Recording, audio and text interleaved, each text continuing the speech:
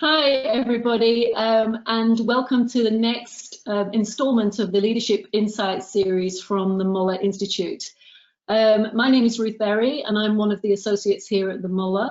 And I have great pleasure in introducing you to my dear friend and colleague, Kevin Doolan, who is this week's expert on leadership. So, hello, Kevin, welcome to the series. Hi, Ruth, good to see you.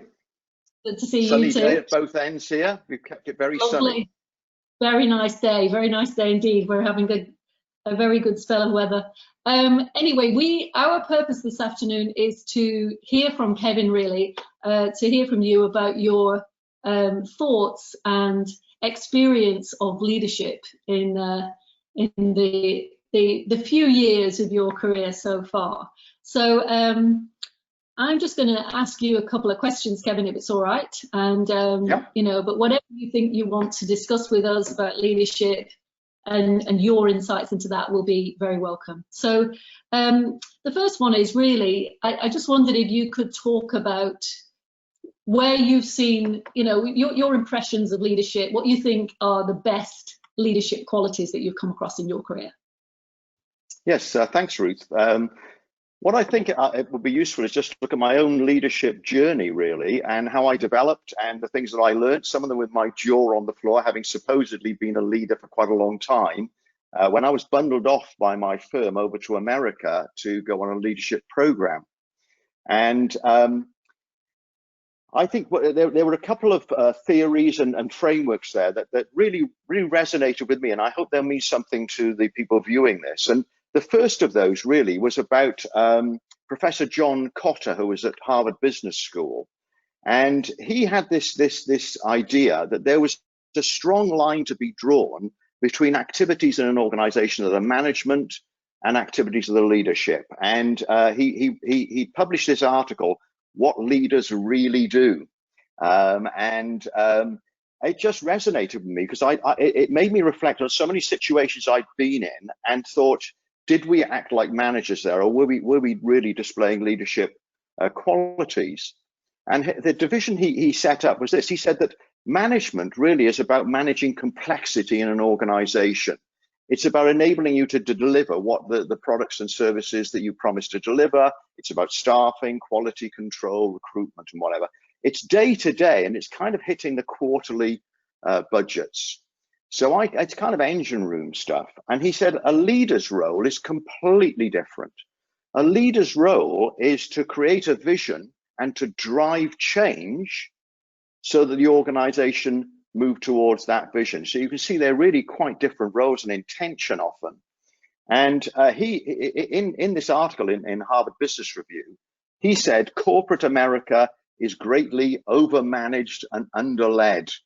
And I think you and I, Ruth, from our experience of working with services businesses, not just professional service firms, but people like the banks and insurers, would say that we've seen that there tends to be too much concentration, I think, on just looking at the numbers on what are we doing.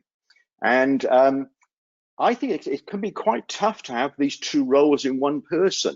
And when I've seen organizations that I thought were particularly successful, I saw something of a double act there where you had two people, and one of them clearly was doing the vision thing. Now, Ruth, I'm sure you've seen this as well. And the other was making sure things happen. And they're both really important, but they're very different. Is that? Yeah, definitely. And I think, there's a couple of things there in what you've said, Kevin, that when you think about leadership and what really works, I think the idea of having one person who's very focused on the operational side and making sure you're still working well, you're in business, you're in profit, and the other person who is more of perhaps a dreamer and a visionary about the future. The importance of that, I think, can't be sort of overstated, because the great thing that we're doing there is we're really playing to somebody's strengths. It's true that, and I know you and I both know some very senior leaders in the professional services world who are excellent at, making a big bet, thinking about the future, taking time to really understand all that, but they're just not good at the nitty gritty. And why Yeah. would you pretend to be? You know, so Yeah. there's something really nice, I think, from a leadership point of view about the humility of knowing what you're good at and what you're not good at, and allowing Yeah. somebody else space to do that. So I think, you And know, I you know, yeah, point of view. I know you and I come from exactly the same point, because the other thing is that you do a tremendous amount of kind of self-awareness understanding on these programs. And we come from the same point. We've all got 40 points. You know, they're just distributed differently. It's not that this person is better than that person, but their Yeah, spikes and their strengths will be in different places. And, you know, exactly. we're recording this at the time of the coronavirus pandemic, and it's still pretty much in full flow. And I think that's interesting there as well, because I think we're going to see that it needs leadership to get you through that type of crisis. And the other thing that John Cotter said, he said that another analogy he used, he said that management, it keeps your army going during peacetime. It makes sure it's prepared and it's got what it needs. But you have to lead them into war. Yeah, And you can't manage them into war. And I think we are, in a sense, fighting a war. And I think that when the dust has settled and we actually saw what happened, I do think this is one of those situations where the leadership is going to be the decider about how well you do. yeah, Interestingly, just this week, I've spoken to 2 managing partners, because we're doing a lot of catch-ups with the leaders of organizations at the moment, and saying, you know, what are you seeing? What are your plans? What do you see ahead? And both of them were busy working on a new vision, because they do feel this is an inflection point. I certainly do. I don't think we're going to go back to business as usual. I kind of categorized it as you come home from work and you find that your house is burnt to the ground. There's nothing there other than a piece of land. Do you rebuild your house exactly the way it was before? Or do you think, well, if I've got a clean sheet of paper, what would I do that's new? yeah. What can I fix? You know, that's been Yeah. annoying me for a while, or that's not actually what we needed in the first place. Yeah, I agree. And I think this question of, you know, the new vision and managing partners and other senior leaders taking the opportunity now to reassess what both the customers and their own people are going to need and want, and so their ability to listen at the moment, really listen, I think is absolutely crucial. I think another thing that's kind of a little bit of what I'm seeing in some of the conversations I'm having, leaders rushing to show that they are in charge, you know, that they are leading well in this time of crisis. And that is good, but it's also got to be accompanied by sufficient consultation and deep listening to their people. I suspect a lot of people are feeling quite different about working from home and working in the office, for instance. That's just one aspect of what we're going through. So, Yeah. you know, in the past, possibly leaders have been a bit judgmental about that and about their lack of trust around working from home. What we've actually seen is a lot of people adapting and working very hard from home at the moment. So even looking at that one problem and having this slightly broader view of that, I think would be a good thing. Yeah. You'll be really pleased to hear as well, both of them use the word purpose, which I know is something that is very close to your heart. And I do think that was just lovely to hear, is that they were starting to look at what is the purpose of our organization and what do I want to make differently going forward. 2 things I think came out of that. One was, this is a different generation leading the firms now that we're dealing with. So there's been a generational change since the last crisis, the global financial crisis. So it's interesting. For example, pretty much every organization I know has spread the pain by, for example, putting people onto 4-day working and 4-day pay. Starting at the top and really showing that we're all going to share in the pain. And it's not a question of saying, oh, this area is quiet, therefore we need to get rid of those people. So I just was really, really encouraged by that. So I think that's kind of the first thing. So the first thing for me was this difference between a manager and a leader. And I just found that a useful anchoring point when we were looking at problems. Are we buried in the management issue, and where's the vision and where are we trying to get to? And the second person that we were studying when I did my program was some research by Daniel Goleman, and we'll know him for EQ and emotional intelligence, and again something that I know you and I both ascribe to a lot. And he ran a research project which was looking at almost 4,000 executives. And what he was trying to say is, what's your style of leadership? Just as you were saying a moment ago, you know, being consultative and whatever. What leadership styles then? And the title of his work was What Leadership Style Gets Results. So it was very much results focused study. And he identified that there were 6 different styles. So there was coercive, and this was the person who's just really dictator, really. And there were situations, you see this, where literally people live in fear, and if you disagree with the leader, then you leave, and so on and so forth. I've certainly seen that. You get authoritative, where they've got some expertise, and that gives them this credibility and a followership coming from that. Affiliative, which is very much about teamwork, and we're all in this together, and very much focus on the personal relationships that hold an organization together and make people want to be there and to achieve. Then there was democratic. So this is where certain situations where you say, you know what, I don't have the answers here. I think we ought to discuss it. And I think we actually ought to make a joint decision. It's not a situation where I can just say, I've thought about this is the answer. There was pace setting. The 5th was pace setting, which was where somebody sets themselves very high personal targets. And I've seen this, you know, they're the last in the first in and last out every day. Very high standards, and they want to hold everybody to their standards. And the final one was coaching, and again, I suppose from our backgrounds, coaching is something we're very familiar with and big fans of. And what the research showed was that there were 2 of those that were the least successful, and that was coercive and pace setting. I just thought it was really interesting. But you know that demanding that everybody does everything is not very successful. And the pace setting, they said, it just people tire of saying you've got to be like me.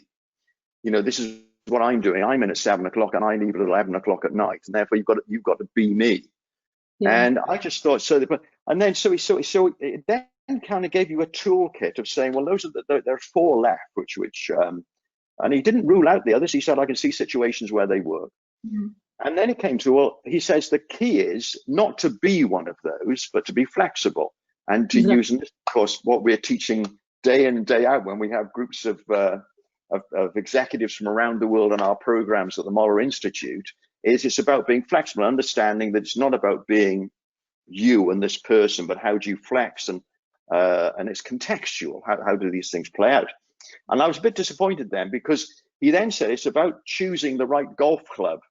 So you walk up to the ball on the green and you pick the 5-iron or whatever, because you know that's the right thing to use in this circumstance. And I thought that wasn't, I thought, well, it's, well, firstly, I was before I gave it up, I was undoubtedly the world's worst golfer. So that the analogy didn't help either, because I think I'm well, actually, yeah, we are. There's numerous reasons. And I remember once having to do this when a client asked me to a big client day, and everybody was teeing off, and there was a big crowd, and I was the worst golfer. And I managed to get off the tee, so I was pleased at that. And there was a call from the crowd which said, a foul shot, standing too close to the ball after you've hit it, which I thought summed up my my skills in a sentence anyway. But anyway, so I thought, well, I need to understand a bit more about this. And when I came back to the UK, I was lucky enough in the final year that I was working inside a firm, I was able to carry out some research. And I'd made a bit of a joke when I was being sent away to say, I don't need to be trained as a leader. What you need to do is to send all my followers away and get them to understand how to follow. I'm a brilliant leader, and it's these people don't understand how to follow. And I was only half joking. So what I thought I'd do is I would do some research with the followers. And what's the problem with these followers? And what we ended up with was finding out that there were effectively, and I'm sure there may be more types, but we identified through our research there were 3 types of people in our organization. Rocket scientists. So these are the people with genuine expertise. And for a rocket scientist, when they would be on the board, and when something had to be decided, they couldn't be seen to be wrong. Yeah. Their whole core was that I'm an expert and I'm right. And if they spoke against something, it was dead, because, you know, that was it. They would go to their death saying, no, I don't agree with this. So what we found there, the technique there was that you had to get them on board, and there was an element of developing the idea with them before announcing it, because Yes. otherwise, you know, they would give their solemn pronouncement, and it, you know, it could go one way or the other. So we discovered that for these rocket scientists, it was about actually going to see them with your idea, arguing about it with them, and actually, and you had to admit by the end of it, your idea may have twisted a bit, but it was a better idea. So they kind of, and now, having had that conversation, they were bought into it because it was kind of their idea. Yeah. And I think this sense of, you know, that they'd had a real involvement in it. And then the second group of people we found, because we ended up saying there were 3 tribes. The second were relationship people. So this is the affiliative. This is about the people who thrive on the personal relationships they get from the organization's customers and clients, and from their colleagues. And for these people, it was they wanted to know what impact would this have on the people. That was really their decision point. Don't give me spreadsheets. Yeah. So again, the language there would have to be about, we've looked at the impact on people. This is what it's going to do, because you couldn't win them over unless they really felt comfortable about that. And the third tribe were the data scientists. And for these people, only spreadsheets worked. So you might have the most inspiring idea and the most brilliant vision, and it may be the way that your organization was going to become the world's best. But I'm afraid, unless there were some Excel spreadsheets and graphs, they wouldn't be convinced. And so what we discovered there was that they love data. And so the best thing is ask them to produce the data for the project. And so I thought that was just interesting. This was about understanding it is not just about you, but it is about the people that you're trying to lead, and to understand them. And you can't be a great leader unless you understand the impact you're having on different people. And I know you've seen this from your coaching. Totally. And I think interestingly, you just reminded me, when we teach coaching at the Møller, one of the key things, certainly one of the key things I often say is, you know, it's not about you. The coach needs to remember it's not about you. It's very tempting, I think, in coaching to give something of a solution or something of your own experience. But actually that obviously restricts the ability of another person to think about something. So that's one point. But the other thing is, you're talking again here, as you were earlier, about the difference between, you know, somebody who's a very strong manager and a leader is knowing what people are like. You know, I would say knowing your people is such an enormous thing for a leader to spend time on. And often I think, you know, we don't, all of us, spend enough time in discussion, focus, and paying attention to, well, this kind of person, what is it that they bring to my team? Where's the value there, and how can I make best use of them and really play to their strengths? The other thing I was thinking is, you were talking about the leadership, Goldman's leadership styles, and we talk about that a lot, coercive and pace setting. The big problem with those two, of course, is that they imply that somebody else has got to do something. You've got to do as I say, or you've got to do as I do. And the minute we put compliance into something, we are in trouble. You know, anybody, somebody else, Kevin, you have to do this afternoon. There's a natural human reaction to resist that, I think. So it's no surprise, is it, that those leadership styles might have a very short-term impact in that something could happen, but longer term, where you're looking to create deeper engagement as a leader, it's harder to do if you've only got that style in your toolkit. Obviously, if the building's on fire, you've got to be quite directive, but other than that, you know, using some of the other styles, I think, would have a better impact on the quality of the leadership. So tell me about a leadership style that you think is overestimated, in your opinion? I've got a very simple, fast answer to that. Anything that involves driving cost cutting across an organization. Right, and I've seen global companies where the chief executive is on a cost cutting drive. it's demoralizing. You can't cut your way to greatness. And whilst I'm at, there's a complementary skill, you have to manage the costs of an organization. I would say that's not the job of a leader. And as soon as the leader says that's my role, I get worried. And we've seen some examples now of organizations that have done that. Some global organizations have done that and got very good profitability growth short term, and then share price collapse when they realize what it's done to the organization. Yeah, good. So you're not, I mean, unfortunately, we might see quite a bit of that, mightn't we, in the immediate, post-COVID world?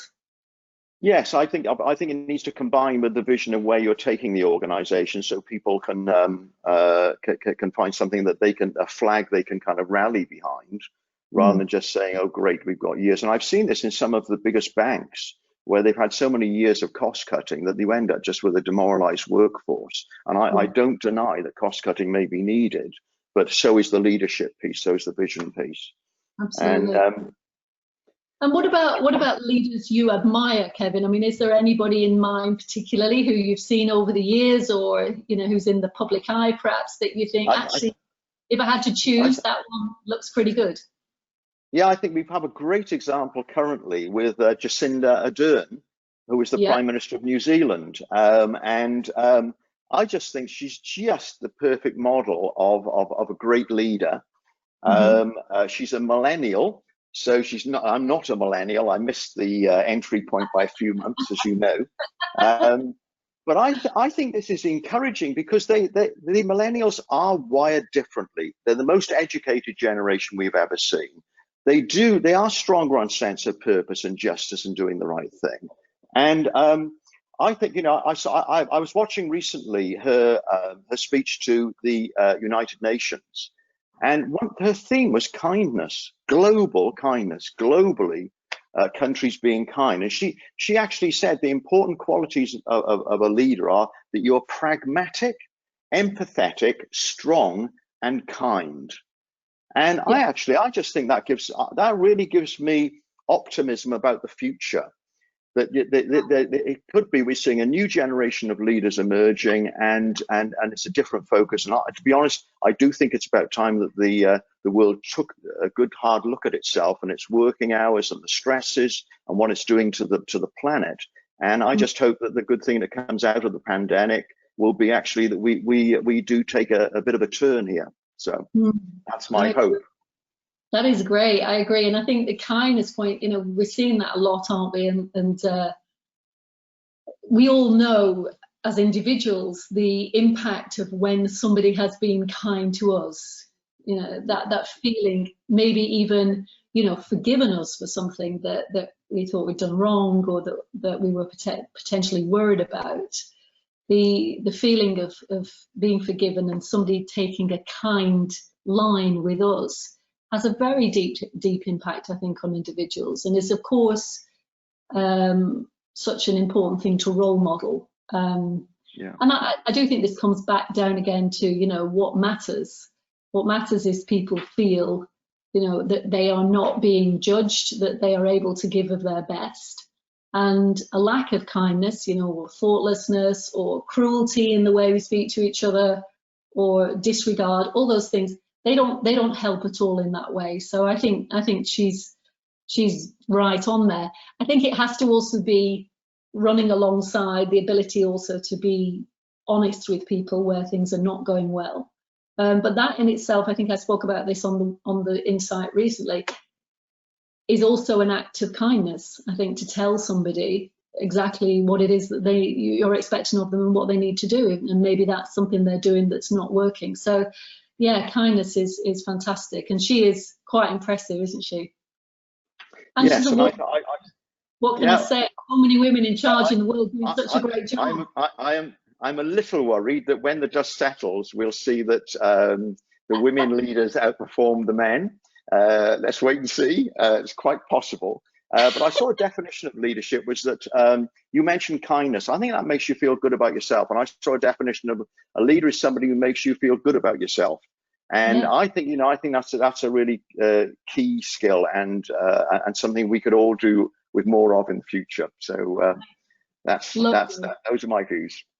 Well, that's great, Kevin. Thank you very much for doing that. That's really, really great. And, you know, just a real pleasure to talk to you about these things and for us all, I think, to reflect on what matters. And so I believe next week you're going to be taking this role of providing the questions.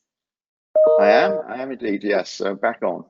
Well, we will look forward to seeing that. And thanks again for your time. And thanks very much, everybody, for listening and watching. And good luck. And we'll see you again soon. Thank you.